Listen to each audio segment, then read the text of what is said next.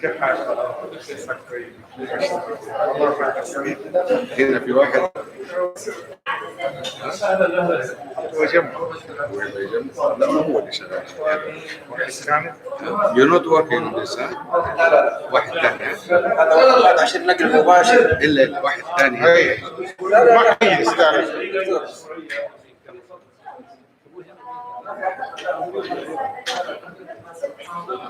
عشان نقل مباشر. بسم الله شيخنا طيب الله على الأستاذ أنا فضل علينا فضل من الله أنا كنت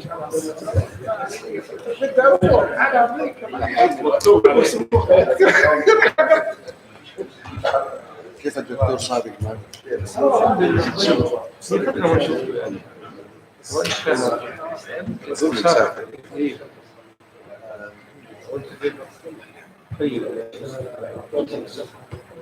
أنا نسيت وأدخل اللايف مقيم.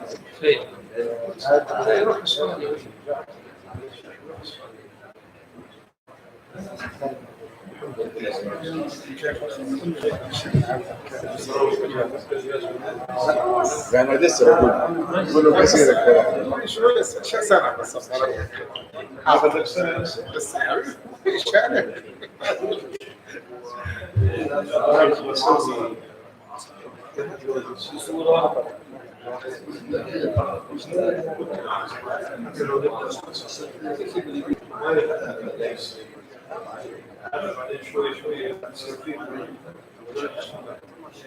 ترى عرفت قبل ما امشي سويت جمعيه علميه في جدة بس جمعيه لعلوم جمعيه علميه في الجامعه تحت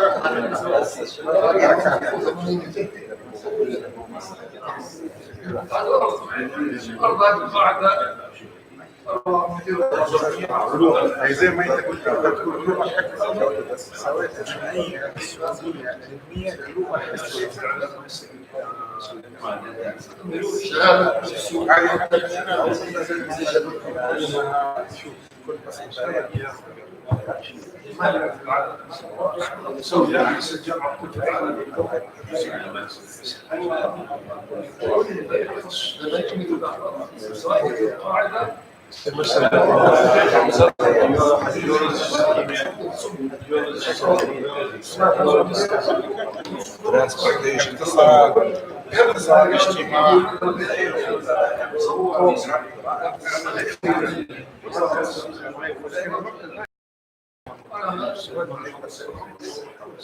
هو الإيجو هذا اللي يقدر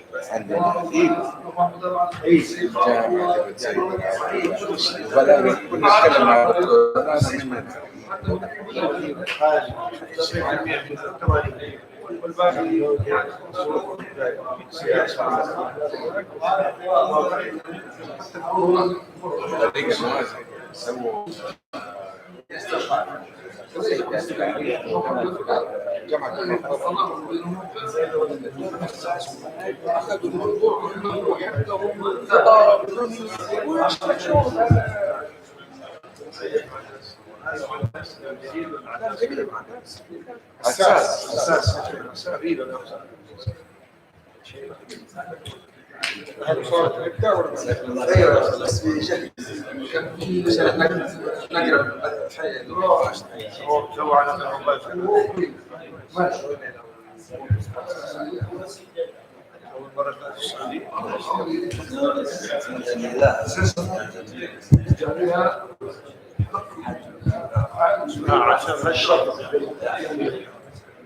أنا منها سووا في قناة عندكم في اليوتيوب ولا في قناة اليوتيوب بس الحين نقول عليها الحين فتحة حي ما هي نفس القناة تلسكوب لا على اليوتيوب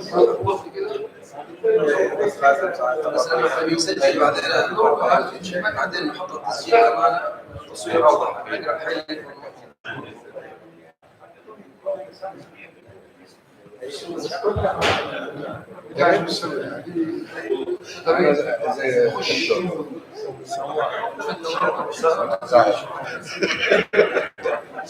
خلاص شغلنا يا ابوي انت شغل انت العمده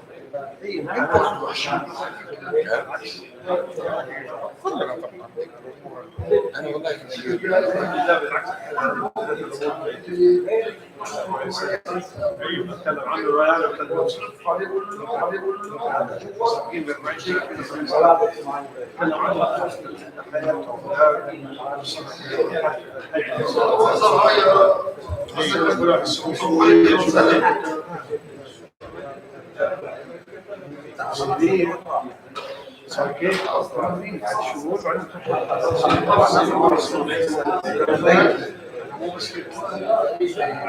السعودية في التقصيرية شلون تقصيرها هذه طريقة التفكير غير التفصيلية التوصيلية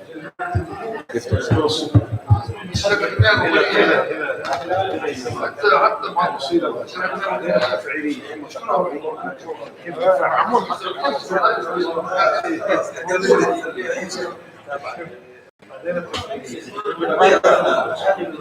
صار يقول بعد الحج ما يفوت بعد العيد ما يفوت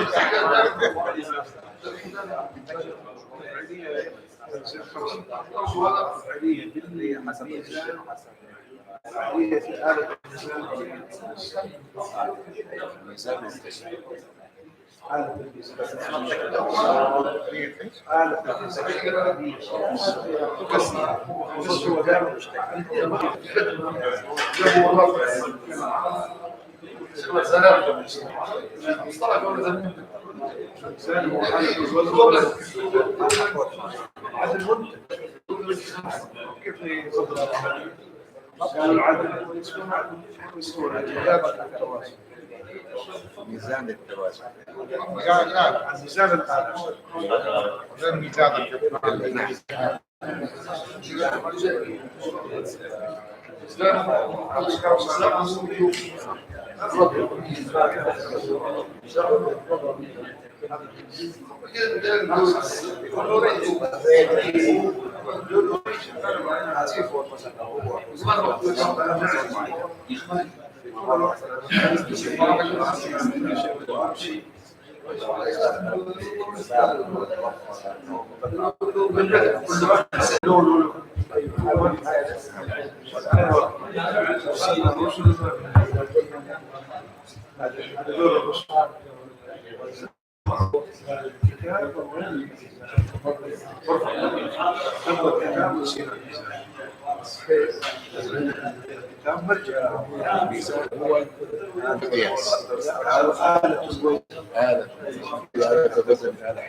عملنا رابطة أخلاقية. طيب ايش بعد كل واحد يعني يصل على القصه الالتيميت قصة. يكون وسيله تظبط تتابع الميزان ووضع الميزان. هذه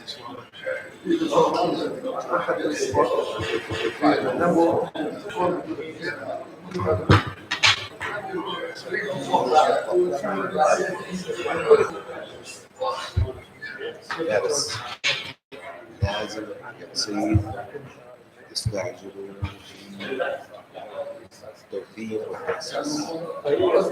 لسه شو انا اسوي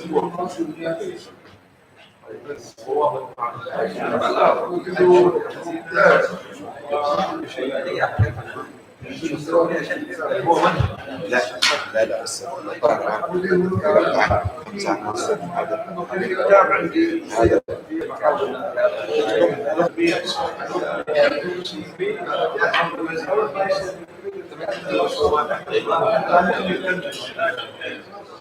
انا الحمد لله ربنا كرمني لما يكون مثلا وصول الى الاساسيات خلاص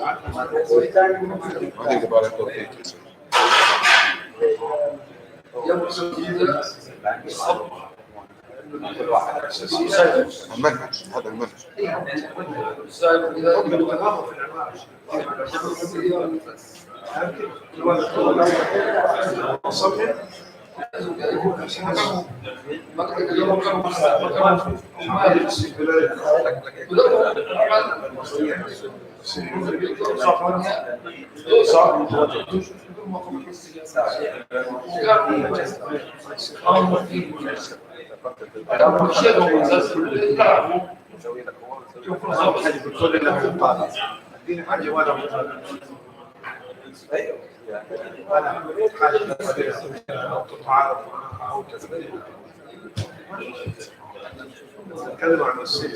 بسم الله الرحمن الرحيم.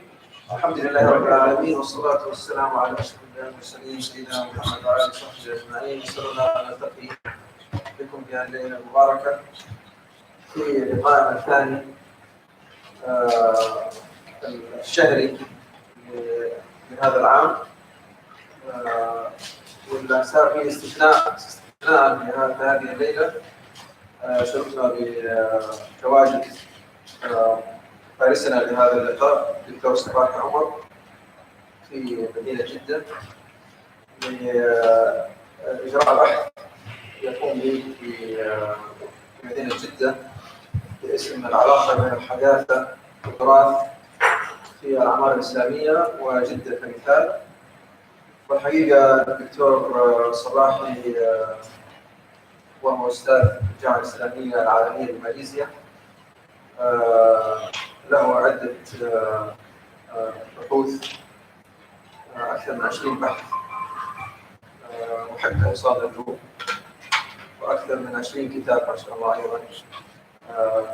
وفي مجملها لها ارتباط بالحضارة الإسلامية والعمارة بشكل خاص.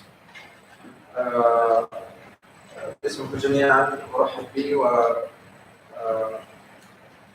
له المجال لتقديم المحاضرة. هو الذي يتكلم اللغة العربية ولكن سيقدمها باللغة الإنجليزية في جامعة الأزهر. ما شاء الله. أعوذ بالله من الشيطان الرجيم. بسم الله الرحمن الرحيم. الحمد لله رب العالمين، والصلاة والسلام على أشرف الأنبياء والمرسلين محمد وعلى آله وأصحابه أجمعين، وبعد. Mr. Brother Anas, dear brothers and sisters, my respected professors. Assalamu alaikum wa rahmatullahi wa barakatuh. I am really honored and privileged to be with you again for the second time in the same place, in the same room. Some of you I have met already because this year or last week. I think early this year. So I'm really happy to be again in Jeddah, Bawaba to Mecca. And since it is Bawaba to Mecca and Medina, I consider it a part of holy places as well.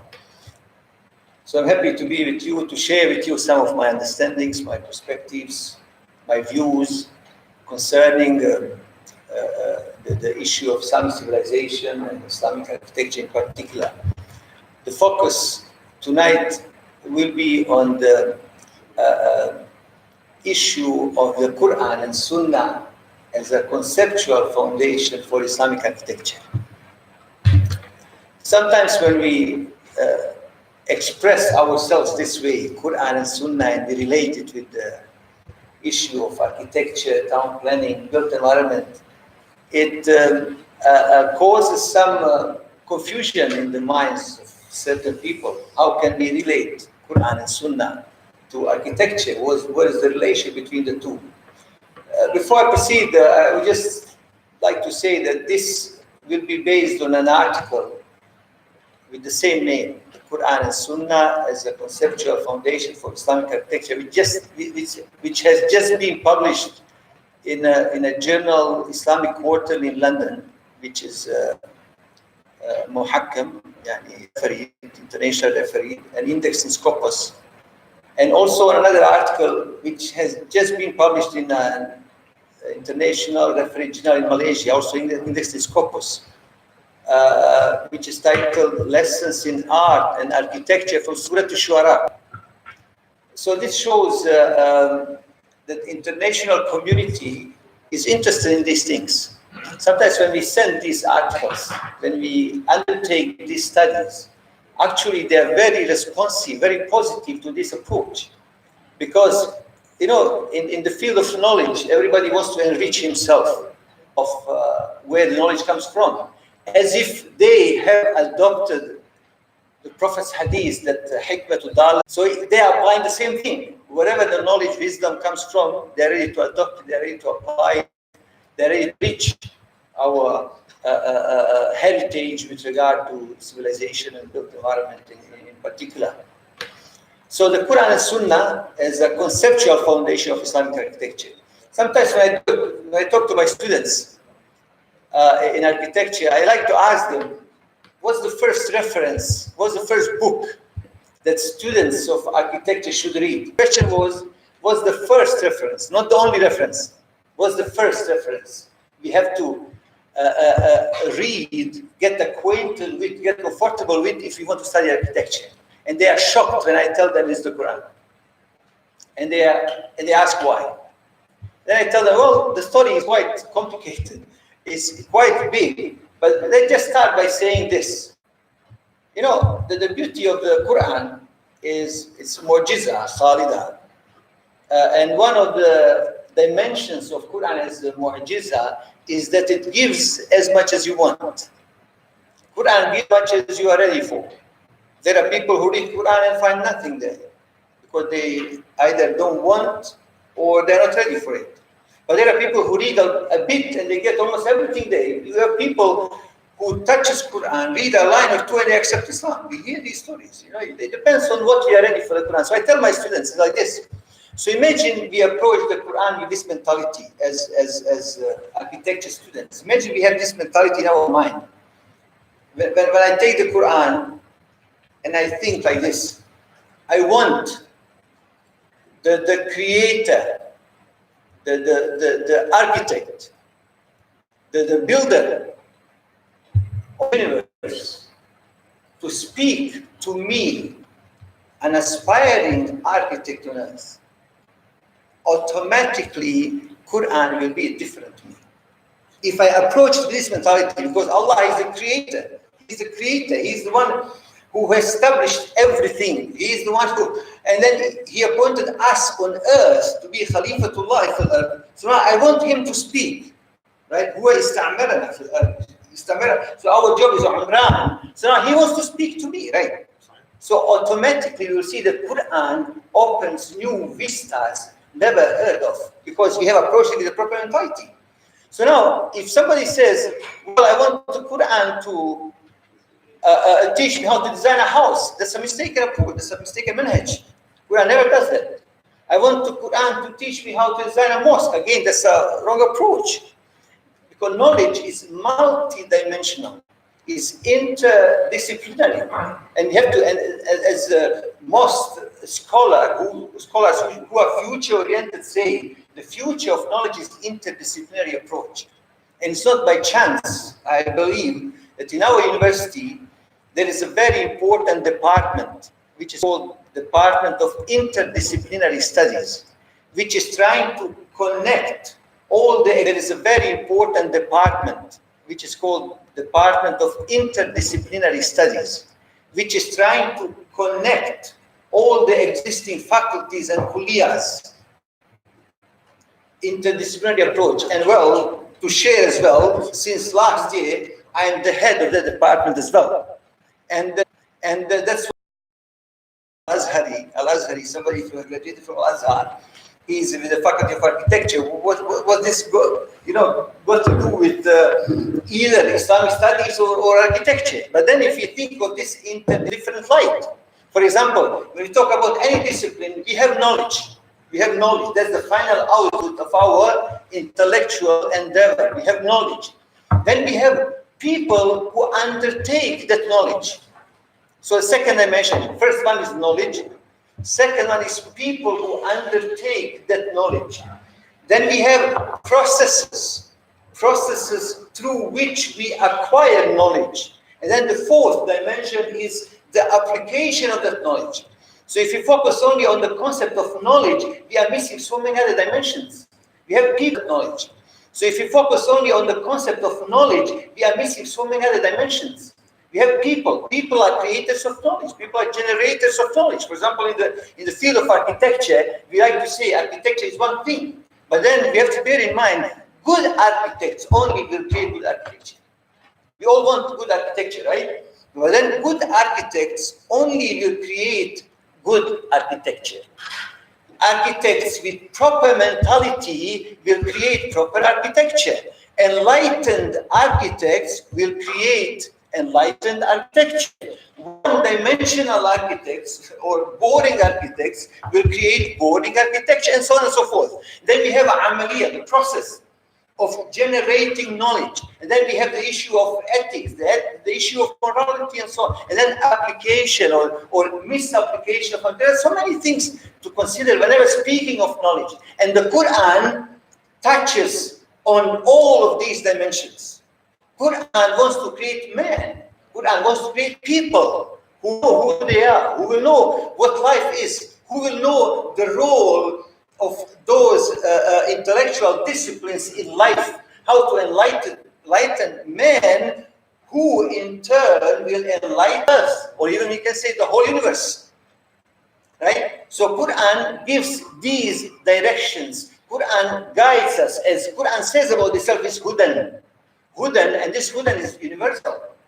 It's not just hudan, in terms of pure rituals, pure worship, it's hudan. And we say Quran is what Quran says about itself it is. We don't say what Quran is. We say only what Quran says about itself. So Quran is hudan, Quran is bayinat, Quran is furqan, criterion, Quran is also kitab. Quran is basically everything, providing this dimension that man needs to succeed in life. And certain particular intellectual disciplines are only dimensions on life. So when we say Quran wants to create man, good woman.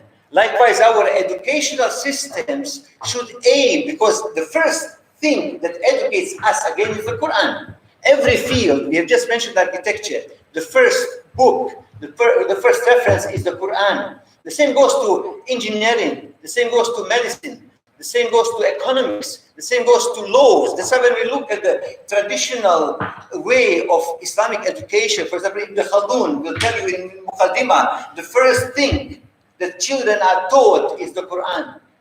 The first thing they are taught is the Quran, because that's the fountain of all knowledge. Once we understand the Quran, once we enhance this relationship between us and the Quran, then we can talk about other things. Because again, good man will definitely be later good architect.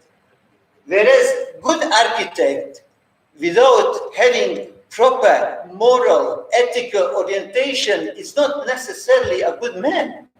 That's why our educational systems should aim at creating good men and women first and foremost, who will also excel in their own fields. So Quran is giving us these dimensions, orientations in life, orientations as far as our relationship with other dimensions of life are concerned. What is, for example, building? What is the purpose of building? How can it be related to life? Who is a builder? What is the relation between us and natural world from where we get building materials? Somebody beautifully said, subhanallah, he said like this: if we perceive nature, matter as dead, all sciences have problems. Physics, biology, engineering, architecture, because we are dealing with the environment, with nature. So if we only perceive from the start that nature, matter is dead, as it is held by the contemporary sciences and contemporary worldviews, all sciences, including architecture, will have problems. Because we are dealing with nature. And if from the very beginning we think that this nature is dead, it's inept, it's inconsequential, all sciences will have problems, including architecture. Why? Because with this mentality, the outcome will always have a problem. But if we, on the other hand, understand that matter is not dead. Matter is not dead. If we understand that matter lives its own, matter is part of this total, global, universal equilibrium and harmony, then when we deal with this matter, automatically our dealing with the matter will be different. And as such, our architecture will be different, because you'll feel at peace. You'll feel at harmony with nature, natural building materials. There'll be no war, there'll be no conflicts between us and these building materials, these natural components which we are dealing with. And these are the elements that Quran is teaching us. Now let's move quickly to a simple, concrete and specific example. Nowadays, everybody speaks about sustainability. Everybody speaks about sustainable development. Everybody speaks about sustainable architecture, sustainable cities, green cities, eco-friendly, all those fancy words, as somebody said, and few people know actually what they're talking about. It's on everybody's lips, sustainability. Every conference, every seminar we attend, there must be something about sustainability. Now, it's a fancy word, it's a beautiful concept, no problem, it's fine. But why is modern man so concerned about sustainability? Why? Not because he suddenly loves nature, not because modern man suddenly loves the universe. No. Modern man, the moment he declared a war against nature as heaven with the beginning of Renaissance, these are the consequences now we are facing 5 or 6 or 7 centuries later. Renaissance, these are the consequences now we are facing 5 or 6 or 7 centuries later. When man, Renaissance man declared that man is the measure of all things. As somebody said, that was the biggest spiritual crime committed by man, declaring that man is the measure of all things, in the process declaring war to heaven, to God, to spirit. And now fast forward 4, 5, 6 centuries later, we are facing the consequences now. We have this man who declared himself as God on earth, has destroyed this earth because of his tendencies that were incompatible with what was happening on earth. And now suddenly he speaks about sustainability not because he loves nature, not because he loves life, but he's panicking. He's panicking because he has created so much damage to this world. He will not be in a position to do what he used to do for the past 6-7 centuries. So he's panicking. He wants to save what is to be saved in order to continue doing what he was doing in the past. There is actually no much honorable thing in the whole concept. But be it as it may, sustainability, we can accept what is bad, we can remove and come up with our alternatives. But look at the Quranic perspective, for example. Look at the Quranic perspective, which may lead to the creation of a particular specific mentality in Muslims in general and built environment in particular, professionals in particular. In Surah Rahman, Allah subhanahu wa ta'ala says, وَالسَّمَاءَ رَفَعَهَا وَوَضَعَ الْمِيزَانَ. Again, the mentality I like to pass to my students. The creator of the universe speaks, right? The creator of the universe, the architect of the universe speaks. وَالسَّمَاءَ رَفَعَهَا وَوَضَعَ الْمِيزَانَ أَلَّا تَطْغَوْا فِي الْمِيزَانِ وَأَقِيمُوا الْوَزْنَ بِالْقِسْطِ وَلَا تُخْسِرُوا الْمِيزَانَ. Here, we know mizan. Mizan means balance, equilibrium, tawazun, justice. Allah mentions mizan 3 times, right? There are 3 levels of mizan, 3 levels, 3 planes, 3 dimensions of justice, equilibrium, harmony, peace. The first one is the global, universal one. Allah subhanahu wa ta'ala, when he rafa'a as-sama, when he khalaqa as-sama, rafa'a as-sama, then he established mizan. Established this principle of equilibrium, harmony that pervades, that dominates the whole of creation. This is the highest level. The second level, أَلَّا تَطْغَوْا فِي الْمِيزَانِ, talking to man who has been established, created as Khalifatullah fil ard. Your job as Khalifatullah fil ard is to maintain this mizan. أَلَّا تَطْغَوْا فِي الْمِيزَانِ. That's your job as Khalifatullah fil ard. Your job is to maintain this universal justice, equilibrium, harmony. And then, so when you deal with each other, you people, when you deal with each other in whatever form, when you cooperate with each other, when you take and give from each other, when you take and give from nature, make sure again at that more specific level, you don't violate in any way the idea of mizan. So from the highest level, we have Allah subhanahu wa ta'ala creating mizan at the level of the total creation. Then man as Khalifatullah, his job is to maintain this mizan, and then in his interactions, dealings, including built environment, because built environment is taking from this mizan, taking, reshaping it, doing something to it, and putting it back in nature, thereby maintaining this tawazun mizan as created by Khaliq al-Kawn. So this is the most exemplary, the most perfect idea of sustainability. And this is the truest meaning of sustainability. And this sustainability has been projected to us 1400 years ago when man even didn't know what is the shape of the earth. And this is something special. And if we have this mentality in the minds of our professionals, in the minds of our architect, your job is to maintain mizan, sustain mizan. It can be done only if we have this mentality. Because from mentality, from aql, from soul originates action. Then we can talk. It's artificial. You know, artificial if we talk about sustainability and we actually don't know what we're talking about. It's artificial if we talk about sustainability and we think only about man and his own selfish interests. And look beautifully, subhanAllah, how things can be translated into reality and what are the consequences. We all know Sahabi Abdullah bin Rawaha radiallahu anhu. After the battle of Khaybar, the Prophet ﷺ, Sahaba, he fought the Jews at Khaybar, and the Jews were defeated. They were defeated, and following the battle, the Prophet ﷺ struck a deal between himself and the Jews. And since the Jews were the guilty party, the Prophet ﷺ specifically prescribed the terms of the deal, telling them, you can stay on your land, because they were agricultural people in Medina in general.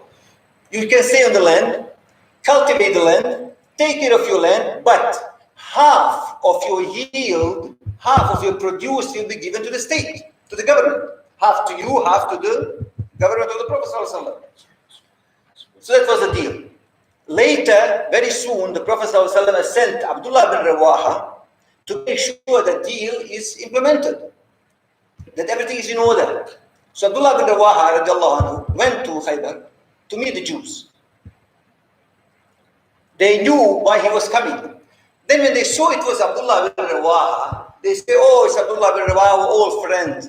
Inshallah, he will do things with us very easy. So they tried to manipulate the thing. They wanted to bribe him.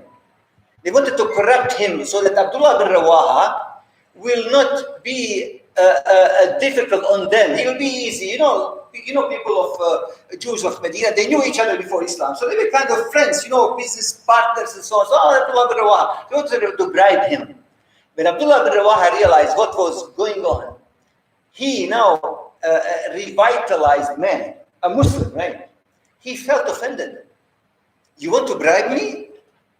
He felt offended. And then he said to the Jews, subhanAllah, look at the impact of this tawazun from heaven to the earth. So he said to the Jews, listen, you know that you are the people whom I hate most. And you also know that the one who is sending me is dearest to me, which is the Prophet ﷺ. So I hate you most, and the one who is sending me, I love him most. And then he told them, but rest assured, no problem whatsoever, ﷺ will affect my judgment. Now, when he said this, Jews were stunned. They were shaken. It was a jaw-dropping stuff. They could not hide their excitement, their amazement, so they simply pronounced, بِهَذَا قَامَتِ السَّمَاوَاتُ وَالْأَرْضِ. بِهَذَا مشيرا إلى عبد الله بن رواحة بهذا قامت السماوات والأرض. What's the relationship between these two now? Ahlul Kitab, Jews, they knew many things. Yeah, they were Jews, but they knew many things because Ahlul Kitab. They knew many things. They knew many aspects of the truth, but they hid it, right? Here they couldn't hide. It was so mesmerizing appearance, they couldn't. Simply it was like, بِهَذَا قَامَتِ السَّمَاوَاتُ وَالْأَرْضِ.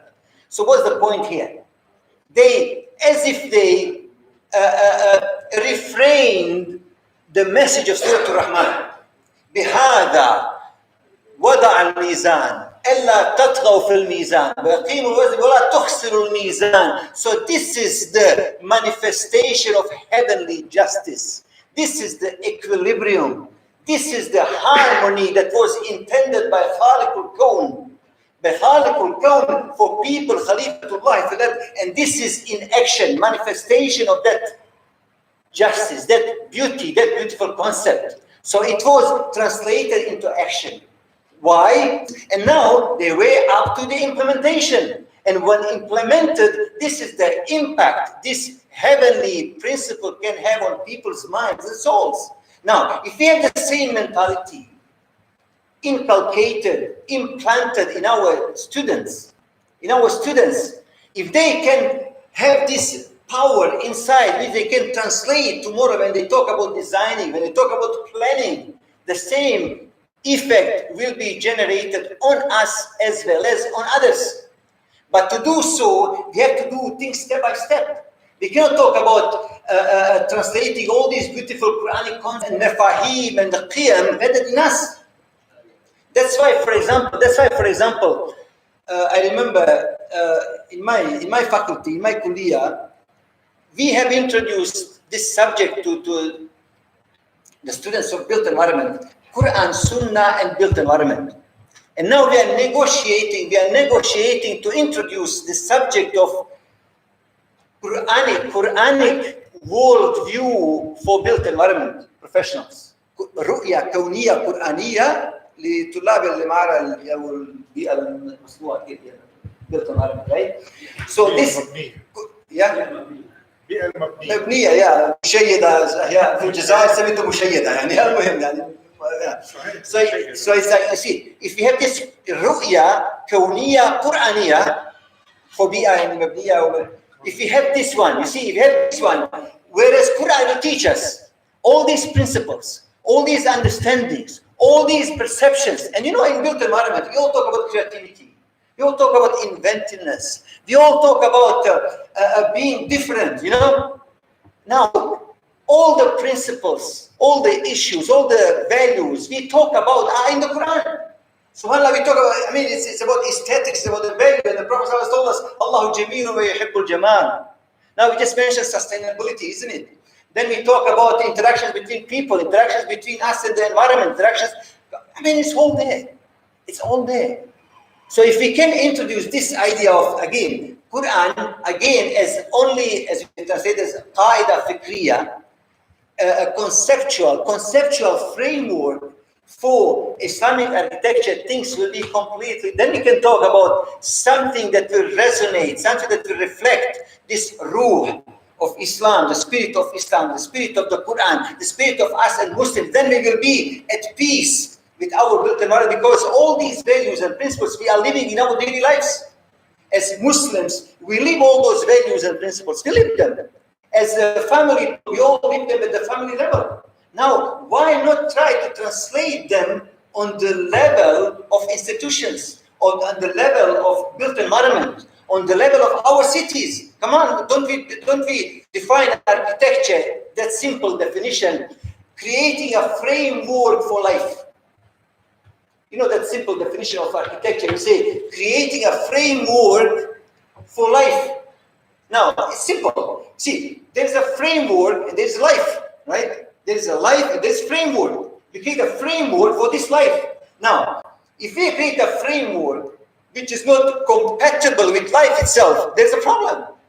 All sorts of problems. That's what I said. Modern man is suffering greatly because his built environment is not compatible, is not in harmony with his own needs, his own specifications, his own beliefs, his own values. There is a conflict rather than harmony. So if we have this, you see, framework for life, if we live life according to the specifications, values, principles of our Quran, our Sunnah, and then we try to create this framework that will be compatible with this, things will be completely different. So this is one example. Another example. Yeah, okay, last one. Another example. In Surah An-Nur, after the Ayat An-Nur, Allah Nur Samawati wal Ard, Allah subhanahu wa ta'ala says, في بيوت أذن الله أن ترفع ويذكر الإنسان. Simple, just two words. في بيوت أذن الله إنسان. Mufassirun disagree as to the meaning of buyut. Some Mufassirun say buyut here is buyut, houses. Others say no, buyut are masajid. Anyway, half Mufassir say buyut masajid. The other half say no, buyut is buyut. Some Mufassirs will even say no, Bayt. That's why we have Baytullah, you know, Baytul Izzah, Bayt Ma'mur. Then we also have Bayt, and Bayti. And we also have Baytul Hikmah. The idea here is this. Institute, muassasa. Any institution could mean here Bayt. Establishment, very well. So, when Allah said, fi buyutin, adhin Allah, it's actually any establishment, any level of our individual and collective existence. This, I like to call this ideological, institutional harm. So Allah is telling us, you see, it's a Quranic message, it's a Quranic message. All these institutions is to glorify God only. Is to glorify God. في بيوت أذن الله ترفع ويذكر. And then after رجال, Allah speaks about رجال لا تلهيهم تجارة. So Allah speaks about two things here. About institutions from masjids to houses, offices, as long as it is establishment, institution, that Allah is glorified only. And these institutions are to produce people.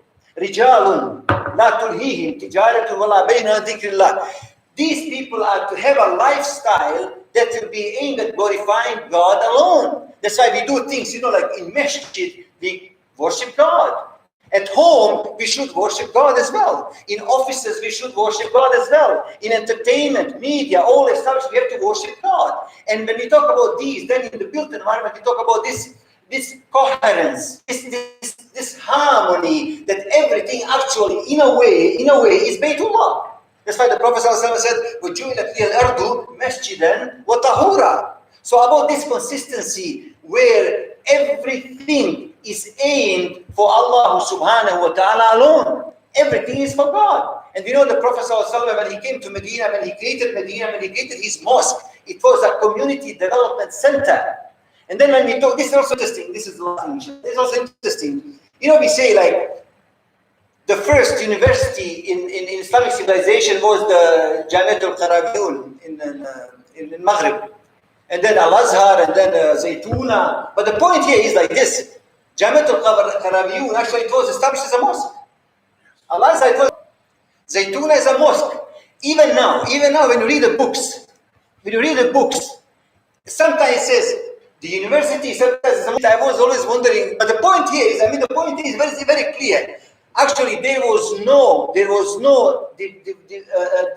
demarcation line between all meant at worshiping God at all level of the operation, and also producing men whose job is very clear to be life. That's why we say the only objective of built environment, the only objective of architecture, town planning, is not actually architecture per se, is not cities per se, is actually people. We aim to accommodate the needs, requirements of people, to get facilities for people so they can succeed in worshiping God, doing the So we're just getting facilities so they can succeed. And in this light, we can talk about the meaning of architecture, the meaning of cities, the meaning of art, and so on and so forth. So with this, inshallah, we can stop. And again, the point is Quran and Sunnah, not as references telling us how to do things specifically, but as Kaqaعدة, Fكرية, as a conceptual framework from where we can extract inspiration, guidance, creativity, innovative, to add that X in our professionals. I thank you for your attention, and sorry for saying maybe something inappropriate. Jazakumullah khair. Assalamu alaikum wa rahmatullahi wa barakatuh.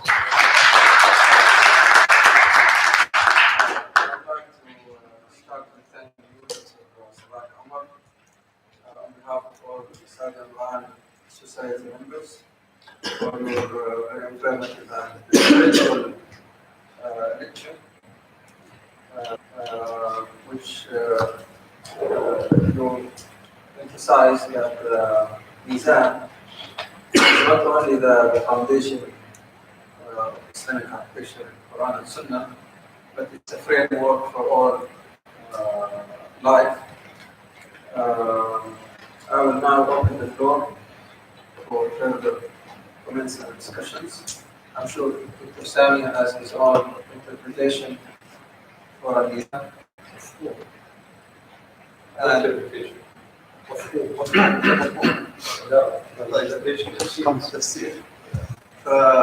Or concept. So we might start with you, Dr. Sami. Okay, start from there.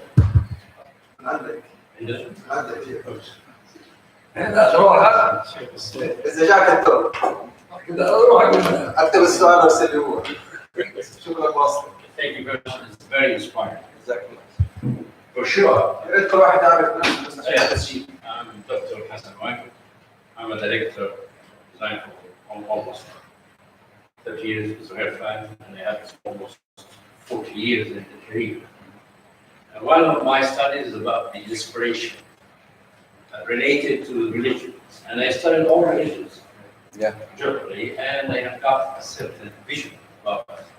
what's the impact and what we have to do with the inspiration of religion and the reaction of the human being. That's great. Quran is an Islamic religion, and it is a continuity of Abrahamic religion. So it's a continuity of God's vision, God's message to humans, to guide them and to inspire them. But very important issue. When the man has the tendency to be good, he will look for the proper things to be inspired through, and he will look what he should do and what he should not do, and it's like a child he should do and what he should not do, and it's like a child. You sometimes guiding him, advising him, and then it will be his responsibility to judge what he should do, what he should do. For sure, Quran and Sunnah is a guidance, but the guidance for those who are willing to look for being good. The impact afterwards, it will reflect on taste. It will reflect on the limits, what I should do, what I shouldn't.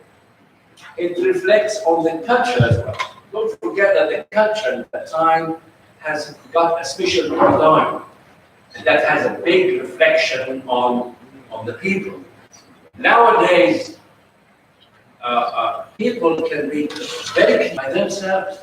From Quran, they can learn from modern knowledge, from guidance of human, and from guidance of even having lessons from whatever happening from animals, from whatever. So, but architecture is a reflection of social needs, a reflection of the limits of economic issues, given the needs of individuals against society and society against individuals and so on. So it's a moral more than being a place that when you look at and it will teach you what to do in terms of, I mean, that scientific matter. I don't want to go much on that, but I want to make it a little bit. Because sometimes people go literally through this and they listen, and they put us in some problems. That's what I mentioned at the beginning. If you look for some specific guidance, you get the wrong. Yeah. So it's a negotiation, I said, for having a vision, and then it's my responsibility because I'm being inspired and I'll be responsible about, and a reflection of what I learned and what I can by myself and judge what I should do. Thank you. Sorry. No, this.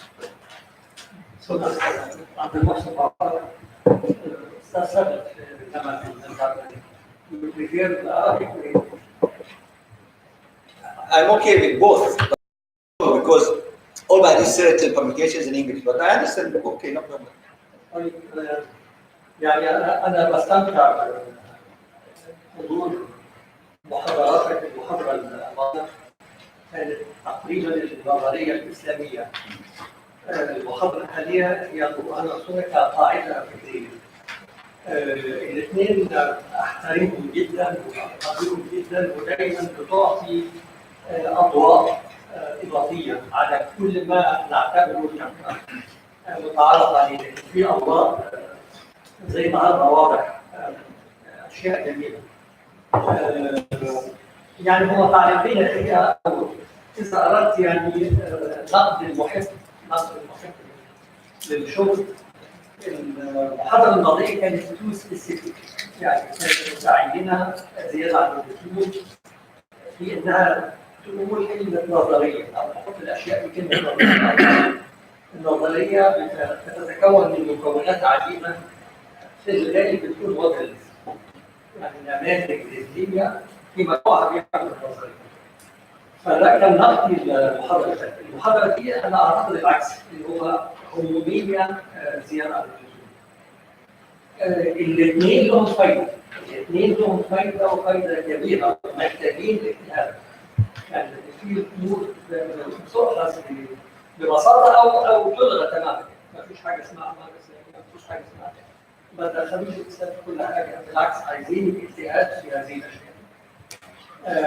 To be specific هذا الكلام في المحاضرة بتاعت اليوم مثلا لما نتكلم نقول الميزان، والميزان واضح يعني او نقدر نستلهم من القرآن الكريم، وانا افضل فعلا الميزان وليس التفسير. في تفسير طبعا يقول الناس بتوعه والذي يؤدي الى احكام شرعيه، لكن في اريا كبيره جدا استلهام واستيحاء، وانت وضعت يعني يدك في اماكن جميله في هذا الشان. بس بعد كده هل يكفي نقول الميزان زي السستينابيلتي في الوقت، ولا نستفيد من العلم الانساني كله فيما يعني نرى في الفطره الانسانيه السليمه؟ يعني اذا كان الانسان موجود الفطره الانسانيه، الفطره الانسانيه موجوده في كل انسان، بتغلف بطبقات وطبقات. حتى احنا كمسلمين الفطره الانسانيه السليمه بتاعتنا مغلفه بطبقات وطبقات من الشوائب، ونفس الكلام في غير المسلمين، لكن عندهم الفطره الانسانيه السليمه في مكان او اخر، بتظهر في مكان اخر. فانا اظن يعني لما نتكلم عن الميزان والسستينابيلتي بنبتدي نخش اكثر في يعني قواعد او امثله. انا في يعني على سبيل المثال انا بعتبر ان مبنى البرلمان استرالي في كندا ومجمع المحاكم في فانكوفر فيهم ابعاد اسلاميه اكثر من اي مبنى عام اعرفه في الشرق الاوسط. يعني المبنى هناك مش بس يكتفي بالوظيفه الحكوميه داخله، وانما بيعطي مساهمه للبيئه وللمجتمع في الترتيب. اكتفي بهذا الخط. هل في اي تعليقات اضافيه؟ طيب لا استنى خلاص نرجع. It's really whose role is. We've been always when it's come to Quran, we listen to the clergy or to the shuyukh, which is more knowledgeable than scientists. So and really the taking of istinbat, it's a very delicate science. I mean, we cannot just say generally that yes, the principle is there, the spirit, the flame is there, and all that. Whose role is really to get simple. I will not say it's somebody, either shuyukhs or architects. I'll just say it's ours. I mean, society. As I've said earlier, interdisciplinary, multi-dimensional. Firstly, for example, do we have any company, architectural establishment, where a sheikh is a mustashar? I don't think so. No. I don't think so. But my question is, why not? Yes, only Islamic for the specific reasons. But why not in architectural establishments as well, for this purpose? This is one level. The other level, as we have said, from the early stages, our educational system, all these comments, I mean, heard earlier, is just adding to what actually I'm trying to emphasize here. We want to add another dimension to the existing dimensions. We acknowledge, I mean, it's not we, I mean, the Quran itself acknowledges the role of fitra, the role of society, the role of culture. This is actually all Quranic. We are just applying what Quran is telling us. But admittedly, there is this dimension that's missing. It's missing. That's why, for example, I tell my students, I mean, they are the future. Sometimes I tell them, look, do we have in our curriculum Islamic theory of Jama'ah? I don't think so. And then, anybody can, why don't we have these things? Do we have in our curriculum again the relation between sustainability and maqasid al-sharia, for example? Just an example. To enrich us. The issue here is to enrich us. You know, when you do research, when you want to be creative, to expose yourself to as many things and dimensions as possible, so that you need a spark, right? You know, if you are doing nothing, there's no spark. So you are enriching yourself. You know, you go collecting data, talking to people, thinking, you know, khayal, as much as possible, get a spark. So now, why not enriching this dimension to our students? Islamic idea of Jamal, Islamic idea of Tawazul, Islamic idea of human relations, Islamic idea of environment. Come on, I mean, environmental ethics is one of the most, Islamic environmental ethics is one of the most important dimensions of ethics in Islam as a whole. Quran is all about environmental ethics. How to coexist with our physical, metaphysical, animate beings around us. The Prophet ﷺ, non-Muslims calls Prophet Muhammad ﷺ as the first environmentalist. So why don't we talk about Islamic environmental ethics when we talk about all these things? So it's just like adding a new dimension. So my answer will be like us. It's us. It's about society. It's about community. We are all in it. City is us. It's not only about architects or planners. It's us. Economy, us. But, Professor Omar, it's not enough. I mean, people are really in a fast track to do very technical things. Yeah. And nobody will frame it in more. Yeah. So to leave it to us is like to leave it to nature. Somebody said beautifully, Jazakallah khair. Somebody beautifully said like architecture is doomed. somebody was saying. Somebody said architecture is doomed. And then they asked him why. He said they're so slow. Every activity is 5 years, 6 years. By the time we finish it, it's obsolete. So if you slow it even further, that's the idea. I mean, if you slow it even further, we are finished. Jazakallah khair. Please. I remember that I got 30 years ago a friend of mine, Indian guy. He came to me and he told me that I'm a student. My professor told me that get inspiration from Quran and do whatever you want. So I told him what he's done. He said, I imagine that I'm sitting in a bowl or a sphere and calling anything comes to me. I said, wait a minute. There is a problem here. He said, why? This is a Jannah. Jannah that you can just tell and calling for anything that comes to you. I told him one of those days, you're feeling boring.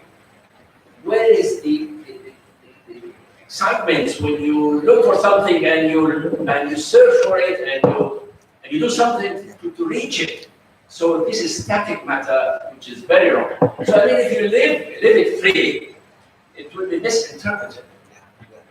Sorry. Thank you very much.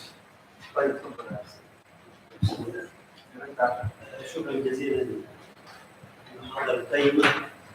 أخوك علي يقول الحبشي مالي تلميذ العمران أنا سمعت المحاضرة وهي بالحقيقة أنا تمثل ندرة في عالمنا العمراني نتكلم عن الشريعة وارتباطها بالعمران. وأنا بعيش في الصعوبات اللي نشهدها. الواحد اليوم ما يجيب سيرة الإسلام والعمارة يقول لك إيش في علاقة بين العمارة والإسلام؟ نحن المسلمين بدون ما ندخل الإسلام وكذا. فالعملية صارت شاقة جدا. لدرجة إني أنا أتمنى أرجو إنه درس المفهوم الإسلامي لرجال العمارة ضمن برامج العمارة. لأنه ما تخلي ممكن يكون قاضي ممكن ينزع ملكيات. في شرعية ومعايير كبيرة جدا بهذا الأمور. فأرجو إنه بعد سماع المحاضرة الإنجليزي في ناس يعني يمكن يستوعبوا اللغة الخارج أكثر تفهم أكثر للعالم. فإن شاء الله يكون في يعني. Graduated from Al University. So frankly, I have secondary subjects in architecture department, and it's very related to the Islamic perspective. And many much of them attach this part about what is the Islam role in this, how to deal with your neighbor in terms of that, how does it fit your design and so on and so on. So through my journey in this department for 5 years, I have learned that it's very attached, natural, sustainable in every aspect. So after I have graduated, I looked at it from this perspective, still as referred, how big is this framework? I can't really imagine and where does it go. It's like one octopus is going all directions, you know, and covering many of these aspects and involve it while to talk or develop or go through design, very challenging. So my idea is this: how can we framework, as you were saying, this idea, okay, and put it in a way that anyone can at least learn from this journey. So I don't know. This is just one idea that came across. So that's going to be the next challenge. By the way, just to share, inshallah, I have completed, by the way. It's a new book. Simple. Hopefully, I'm looking for the publisher. It's simple. The Quran and built an argument, just like that. That's why the second article, lessons in arts and architecture from Surah Al-Shu'ara, actually is from that book. So it's inshallah. So that could be the next step. So since the field is very broad, sometimes you feel as though lost due to the vastness and depth. But then we have to do something. وما عليك إلا البلاغ. عندنا 10 دقائق. أنا خايف نروح كده بعدين نرجع مع Well, first of all, thank you very much for giving us a lecture without PowerPoint presentation. This is very humanistic and it reaches, reaches the heart and the mind directly. Now, my statement is this. Because the Quran will be transparent to me to understand all these meta levels you were referring to. So this is one. Second, your presentation was so clear that I don't have any questions. Thank you very much. ممكن حاجة سريعة. تفضل دقيقة.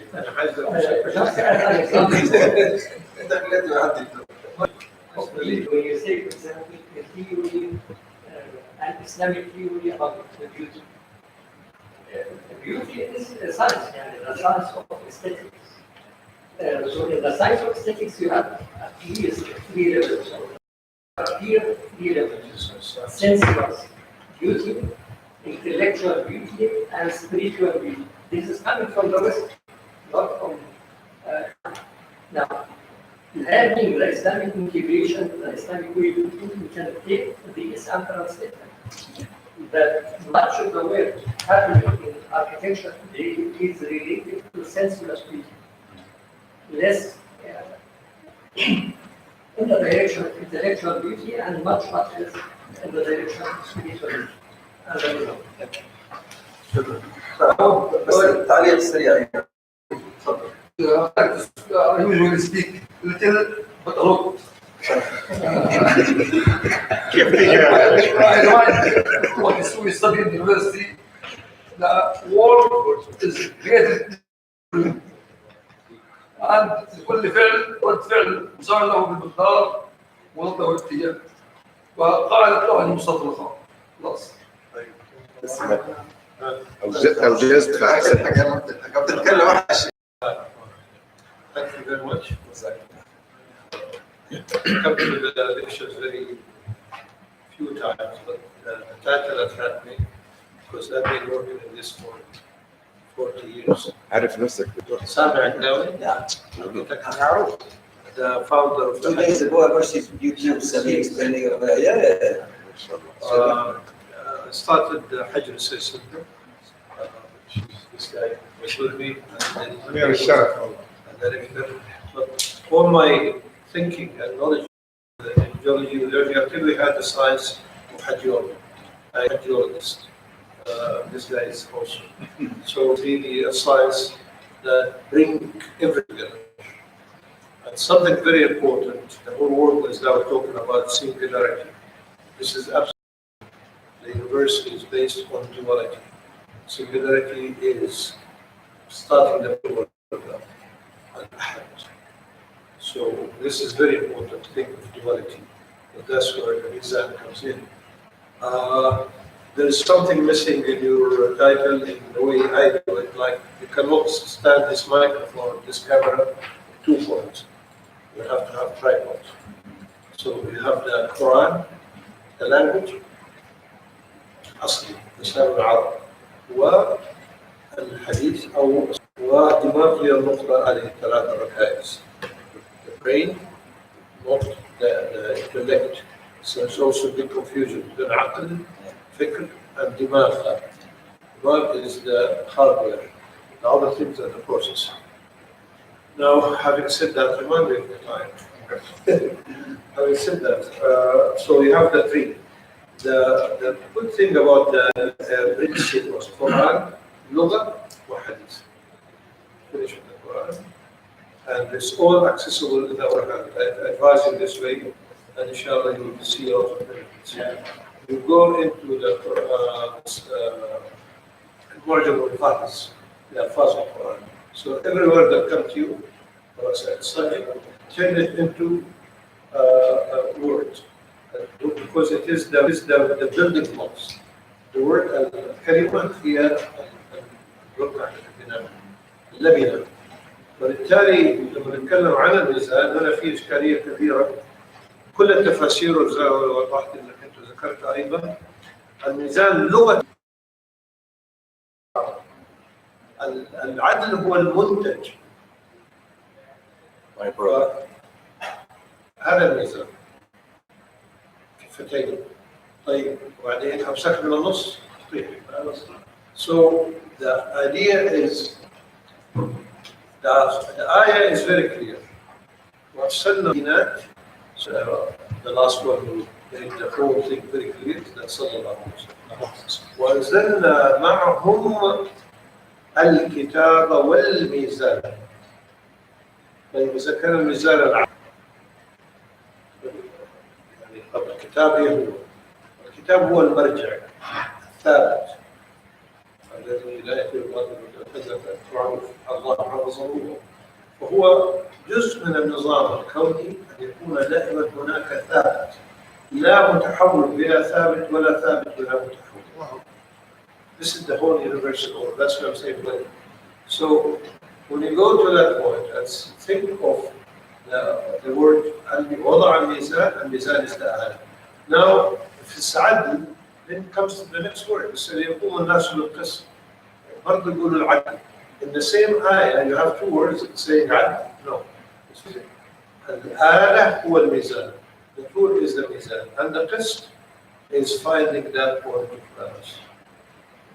And this is happening in every instant of femtosecond. All our mind وضع الميزان. Did he say where? No. وضع الميزان. From the atom to the galaxy, the whole universe, everything is based on the mizan as a tool. So the equilibrium is happening because everything is following the order. We the only one who said no, we can do it. We want to think, we want to make decisions, we want to have our own. That's it. Be careful. Put the mizan, take this tool here, and be careful you don't obstruct the mizan. But it wasn't, and please search, and this will follow adjustable. Because then that's applicable in architecture, in environment, in medicine, in everything. Because we're using this. So this is the basic tool to think about. How do we balance between the wind direction and the possibility of overlooking the nature, a sector, by finding a way to bring the 2 together. How do I bring the economy and the social life also comes in? And I don't want to use the time, but there is at least 6 points that apply to architecture that we can bring in the kifat of al-mizan, the scale of the balance. It's not too scale, but it's that instant of time is always 2. The next instant is C, A, B. When you have the AC, you have to just go back to the A. So all the time it's dynamic. It's never like this. So always like this. The problem is it goes like this, and this is what's happening. The environment, we disturb the balance because we're not using the result in our work, in our thinking. And there is many things in the Quran that will help us to have guidance. I'm not talking about halal or haram. Look into the Quran, there's maybe 5, 6, 7. تعالوا أتلوا عليكم ما حرم Allah. There's things, and we are not able to do that. I know makruh, I know kaza, I know if you overlook your neighbor, expose your neighbor, expose yourself, this is haram. So how do you find that? So the idea of not wasting, israf wa tabzir, how do you find the balance? By making wudu, not wasting. I'm making sin all the time, like over-wasting. 5 liters of water we waste, and we talk about Islamic architecture. Design until now, when the most important thing of Bab al-Tahara. How we go to Tahara, and everything we do, how we can make wudu without wasting water.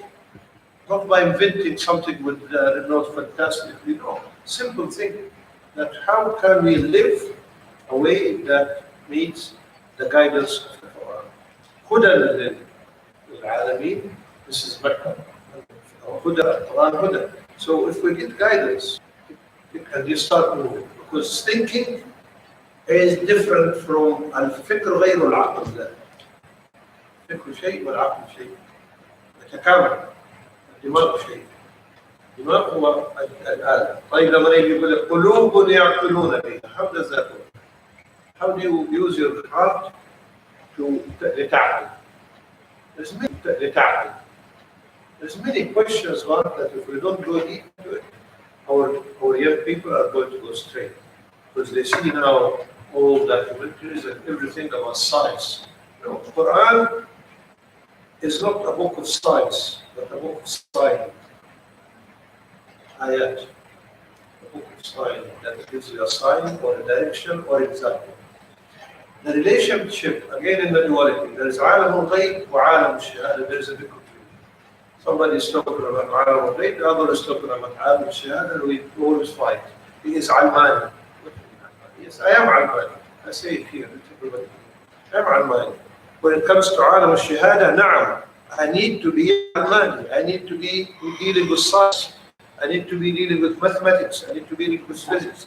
And I learned that in the Hajj. Hajj is the thing that brings the two. Talk about the spirit and the spirituality, but you have to do it in a certain time, with a certain number, a certain tool. So there is no confusion between them. Again, you're talking about, somebody brought about the bunyan. It's really clear in the Quran and the Hadith. What you say is, where are we? أين الجسد الواحد؟ الجسد الواحد. وأين البنيان المرصوص؟ في القرآن واضح. الذين يقاتلون في سبيل الله كأنهم بنيان مرصوص. Didn't define what kind of bunyan. We have two, as you know. Compression and tensile. This is Quran. In the war, you need to be sometimes standing like a wall, and sometimes you have to move around in a tensile. It's bunyan. This is bunyan. And مرصوص. ويشد بعضه بعض. And the compression is the bones. So if we apply, not literally, but مفاهيم, عشان كده بقول interpretation is مفهوم. And the كلمة تفسير is بدعة. Has not been mentioned. even الشيخ الشعراوي رحمه الله عليه ما يقول خواطر. من يستطيع أن يفسر؟ ولا الرسول صلى الله عليه وسلم لم الآية ما جلس وفسرها. عشان لا ندخل في الفريم. There is no إطار. But there is no framework. الصعب ما تنفذوا من أقطار. وين هو القطر؟ ما قال دوائر، ما قال محيطات، قال أقطار. القطر إيه هو؟ يا معماريين يوصل ما بين النقطتين الدائرة مرة بالمركز. فلما بيلف دائما عندك منفذ. ما في انخلاق. ما في حدود في الإسلام.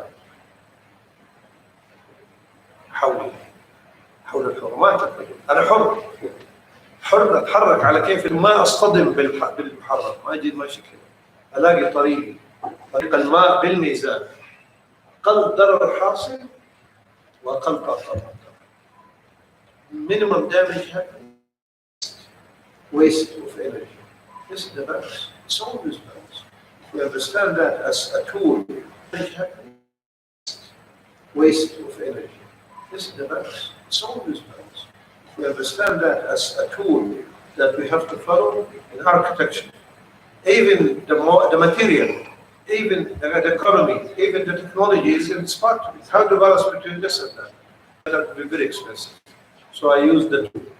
So you always try to find that balance between the economical side and the material side and the technology, and this doesn't contradict. And this is what sustainability is about. How to find a way, minimum damage done, and minimal energy wasting. شخص أخوي أنس بالحالة فيه. وما فرطنا في هذا الكتاب من شيء. But you have to find, you don't go, that's okay. I wish I could do that. No, I have something, and I use the Quran as a thinking book. A book of intellect, a book of thinking, a book of guidance. Why do we ignore the thinking? فكر. الذين يذكرون الله قياما وقعودا وعلى جنوبهم. What they are doing? يفكرون في خلق السماوات والأرض. أليس كل شيء خلقه؟ ومن شيء لا يسبح به. It's not dead. There's no dead material. And now is the new physics, what they call it. So quantum physics. Coming to كل شيء يتحرك. كل شيء يتحرك. But really, if we start to look at those three basic points and learn from it and use it as our guidance in our discussion, it is not. When my students come to me and I tried to establish the العمران, a team and a group, it didn't work because it cannot just be talked about. It has to be research way. I have learned a lot from my students. Because I don't answer the question, I give it to them. But I say, search for it using those 3 points. So this is the way I learned الجمال. What's the جمال? زينة زخم. We use it in our reflection. الجمال يعتبر الدكتور أقول قال ساينس ومش عارف إيه ساينس. When you talk about عالم الشهادة فيه وبتختلف دائما الفاشن التخينة ولا نحيفة ولا مش عارف إيه والحاجات دي كلها. It's always changing. الله نتكلم عن الجمال. ايوه طيب والجمال برضه الله ان الله جميل. جميل جمال من غير حب ما ليس لها معنى. جمال يعني ملوش مثال ولا في الخيال. يقول لك الله كله فالجميل جمال ان الله جميل في داخلنا يحب الجمال في خارجنا فالجمال هو صلة الوصل ما بين الجميل والجمال. كلنا فاهمين القرآن. وحد يفهم شيء ثاني خليه. عشان كذا القرآن حمال أوجه ما نقدر نحصر. الرسول كان هو أولى واحد يحصر القرآن. ينزل يشرحها وانتهى. لا القرآن إلا لما نجيب حرام وحلال نحتاج فن وعلماء في هذا المجال وعارفين اللغة لكن نستفيد نفهم نستوعب ننطلق بمرجعية ثابتة لأن هذا نظام الكون. الأرض ثابت الكون. الشمس ثابت الأرض. الذرة لها ما في شيء في الكون بدون مرجع ثابت. ما في متحول بدون ثابت. هذه الإشكالية بالأيام الأخيرة. خلوا المتحول متحول والثابت ثابت وهذا الدنيس لما يزيد الشيخ خلص الدنيا وقال المتحول والثابت ثابت. قبل كنت نسيت واحدة كلمة غريبة قلت الميزان. حط الميزان ما يبدو متناقضا خارج الميزان يتكامل في الميزان. ما في ضد H2O. ها؟ أكسجين H2O. H1 ما H1 2O1 ميزان. عملية مفهوم الميزان فقط كلمة الميزان بس كلمة الميزان تفتح لنا مجالات لا عمارة الميزان. كله بالميزان. ونستخدم السستينابيلتي لو مع الشيء لو نستخدم مع سواق التاكسي بتقول له سوق ايش بيسموه بالعربي؟ سستينابيلتي استدامة. سوق ايش استلام؟ قولوا سوق الميزان. طيب ان شاء الله. So you have to look for the words that we understand and it has a reference and meaning. Now we are lost. We are monkeys. Monkeys imitating without thinking. شكرا. With this we very interesting talk. We conclude our dialogue. هو يعني جزاك الله خير. ما يحتاج يعني ما في ولا بعد الكلام حق سادتنا بيتكلموا عليه اي زياده، لكن انا كانسان فهمي على قدي يعني بحب ابسط الامور للشباب خاصه طلابنا. يعني مو كل واحد زي ما تفضلت يقدر عنده الملكه ولا عنده اللغه العربيه عشان هو يفهم القران ويقعد وكذا. انا اقول انه الاسلام بما انه هو دين كل زمان كل مكان وكل عقليه وكل انسان اللي على قد علمه وفاهم يفهم، وفي حد يفهم، والانسان اللي هو عالم وبليغ في اللغه يفهم القران وكذا. زي ما قال الدكتور سامي جزاه الله خير، يعني الثوابت والمتغيرات اللي ذكر اول ما بدانا الدكتوراه قبل 25 سنه في تشارلز كان حق بريطانيا ولي عهد، هو مهتم بالعماره الاسلاميه وكذا. كلف 3 جامعات عريقه في بريطانيا يدرسوا الاسلاميك اركتكشر، وليش الاسلاميك اركتكشر هذا ممتاز وطيب وكذا. فجلسوا 3 سنوات سستينبل ريسيرش.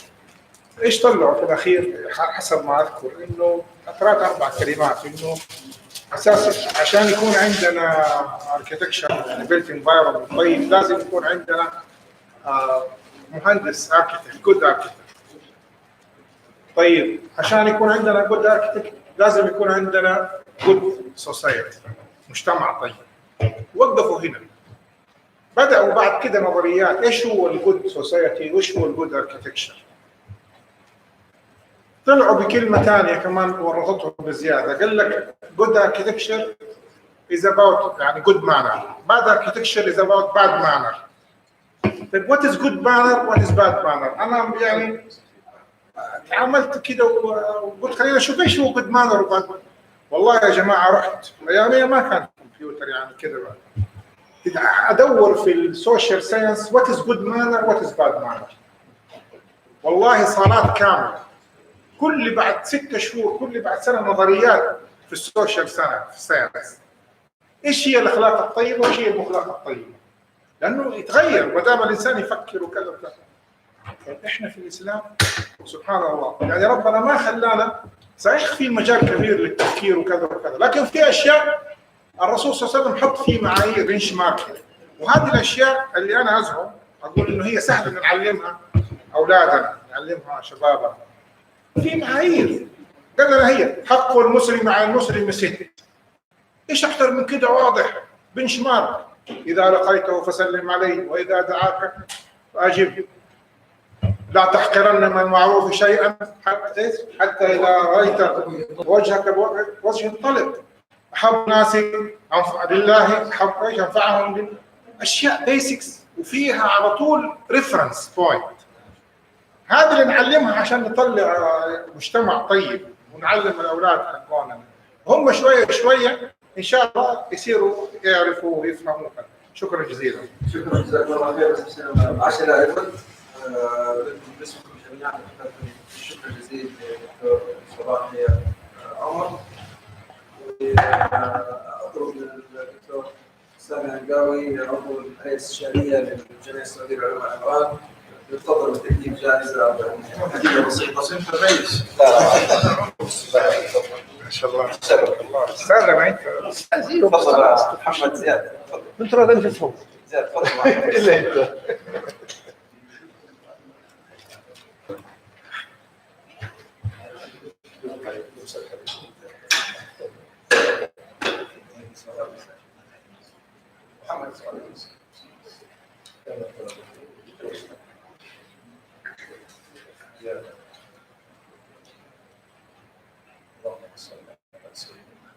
جزاكم الله خير جميعا على حضور الليله.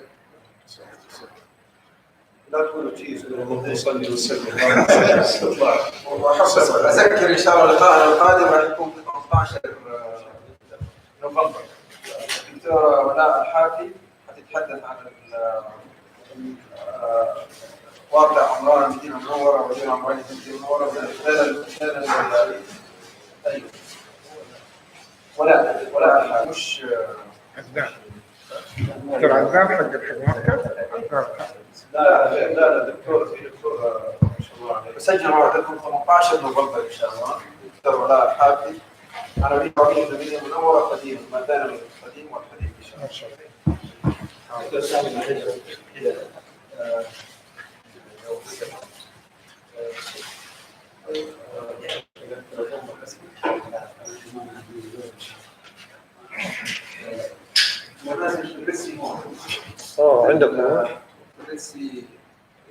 إلى في البلد. في البلد. هو بيسوي بحث عن البلد. ما شاء الله.